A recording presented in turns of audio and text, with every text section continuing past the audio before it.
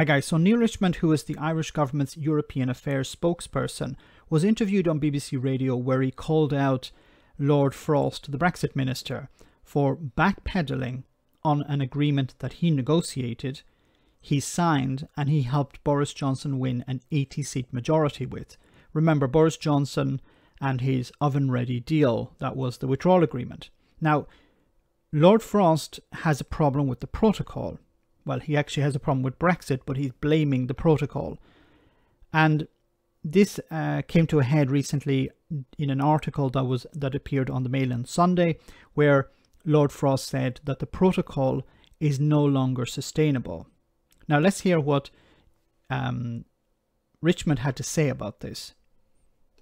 Neil, good to talk to you. I mean, what do you think of Lord Frost's view of how this protocol is being implemented?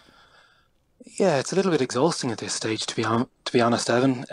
The article yesterday in the Mail on Sunday was deeply unhelpful, and it's a bit frustrating from all of us in Ireland and across the European Union that we have an agreement that was negotiated by Lord Frost and backed by this British government and this British Parliament, and all we want is for the agreement to be implemented, and we're more than prepared to ensure that it's implemented in a reasonable way. But look, it has to be reinforced. I have to reinforce this point. Boris Johnson campaigned on this. This was not just some sort of agreement that fell into his hands later on after winning his majority. He campaigned on this. This was his front and centre manifesto pledge. Vote for us and we'll get Brexit done. We have the oven-ready deal. This is it. Vote for us and we'll get it done. Now what's happening is they're actually looking at it and understanding that it's creating problems. But remember, Boris Johnson instructed his party to vote against scrutiny of this agreement back in 2020. We need the British government to meet their responsibilities, and certainly the Joint Committee, which Lord Frost sits on with Commissioner Šefčovič, can do some work, but talking down the protocol and trying to lump all the problems on the protocol is really disappointing at this stage, and I just think it's unhelpful. Of course, he's been criticised here by many people, saying, well, he's just signed the treaty only a few months ago and he's now sort of walking away from it. Who can he blame but himself? All of that may be fair or may not be, but it's also true that the EU side, may also be being unreasonable. I mean, he says the EU takes an incredibly purist view of all the rules. It treats goods moving to Northern Ireland from Great Britain as though they're a Chinese container ship at Rotterdam. This is extremely frustrating to listen to, because this is what Boris Johnson and the Brexiteers and the Tories signed up to.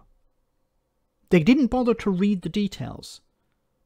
You know, if you sign a contract with someone or a company and you don't bother to read the contract. Now, I know most of us don't bother to read the contract, but with something that's so fundamental to the future of the UK, the future of its economy, the future of its society, you would think that Boris Johnson and his cronies would have actually read the withdrawal agreement, would have understood what was inside it. But they didn't. Boris Johnson, as we've heard on numerous occasions, is not a details man. And that is not what had been anticipated and doesn't make sense. But this is what's written down in the agreement. But exactly. This is what's written down. Isn't it strange how they're only finding these problems now? The EU has not changed anything. This was all written down. Now, the problem is that the UK government ignored it. We've been talking about this for ages. In the run-up to the beginning of the transition period and during the transition period, people were saying this is going to be a problem. Brexit is a problem. It's going to be a problem for Northern Ireland. And the response, of course, from Brexiteers and commentators on the Brexit side was, stop talking about Northern Ireland. Northern Ireland will be fine. Stop trying to create a situation that is polemic. we need to ignore Project Fear. We need to just believe in Brexit and everything will be fine. The European Union has been very clear. We never asked for any of this, but Brexit by its definition means checks, it means borders somewhere.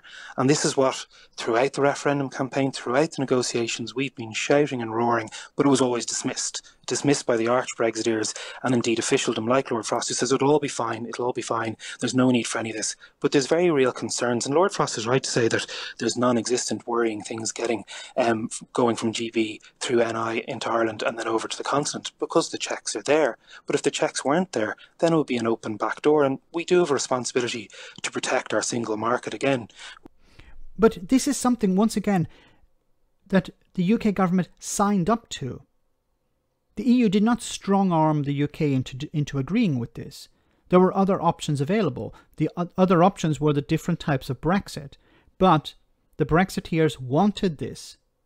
There were, as I said, there were other options, but they didn't want those other options. They wanted this type of Brexit. So this was the consequence. You know, none of this was actually necessary. Boris Johnson could have extended the transition period and put in place the measures, given it time, to actually iron out some of the issues that we're seeing now. Many of the issues are technical issues. They're bureaucratic issues. They're things that can't be fixed really with politics.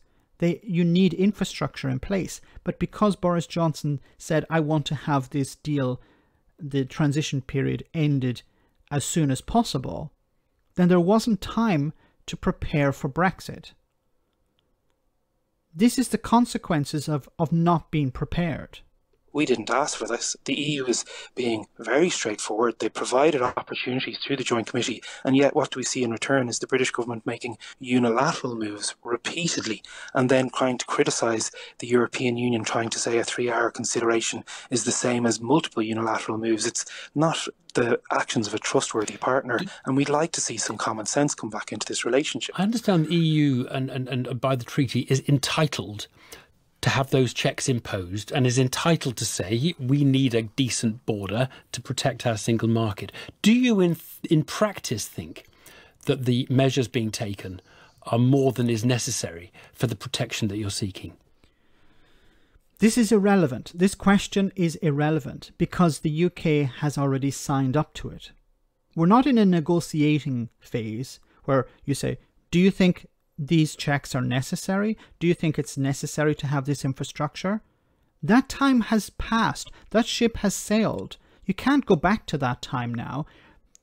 It was already agreed. Once again, going back to our contract analogy, if I have a mobile phone contract, if I am in a position to negotiate, that doesn't really happen. But if I'm maybe a business and I'm buying a number of contracts, a number of employees are going to have a number of phones, I can negotiate something. But once it's written down, once I have signed the contract, I can't go back and say, well, I was expecting this or I was anticipating that. You can expect what's in the contract, but you can't expect something outside the contract. It's very simple. No, see, the thing is, we don't have all the measures in place yet. Ultimately, European officials do not have access to the inspection. The British government ruled out the EU having an office in Belfast, which would have been extremely helpful. The British government haven't met the responsibilities in terms of data sharing, in terms of IT systems, in terms of the infrastructure that needed to be in place long before we could then talk about extending grace periods or flexibilities. And what we've always said from Ireland is that we will always be the British government's best friend within the European Union. But when you've Northern Irish unionists of a certain persuasion refusing to engage with the Irish government, and you've the British government completely making unilaterally moves and writing, to be honest, very incendiary columns in their domestic media, forgetting that we in Europe, we watch and follow British media. You can read the Mail on Sunday like anybody else can. No, I get it. Now, look, there was one very specific one. Look, at the end of the day, the article in the Mail on Sunday was not for the European Union. It was not for Ireland. It was not for the people of Northern Ireland. It was for the Brexiteer reading press. The Brexiteer readers, I should say. That's who it was for. It was to throw some red meat to them. To say, we're going to stand up to the European Union. We're not going to be pushed around. The European Union are expecting too much. But As I've said before, and as Neale Richmond has said, it was written down. If it was written down, then you have to follow it.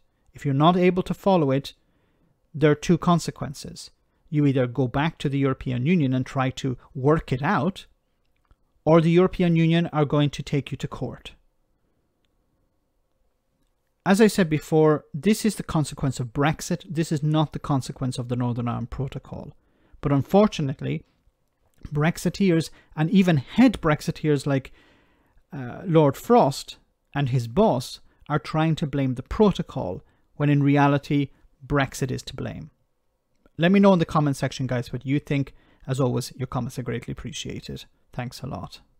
I want to say a big thank you to all of my patrons. You ensure that this channel continues to exist. I'm eternally grateful for all of your support. If you join Patreon, you will receive instant access to our Discord server, where we have both audio and video chats. You can chat with me and other patrons, where we discuss important and non-important issues. Becoming a patron per month costs about the same as a large coffee, so why not check it out?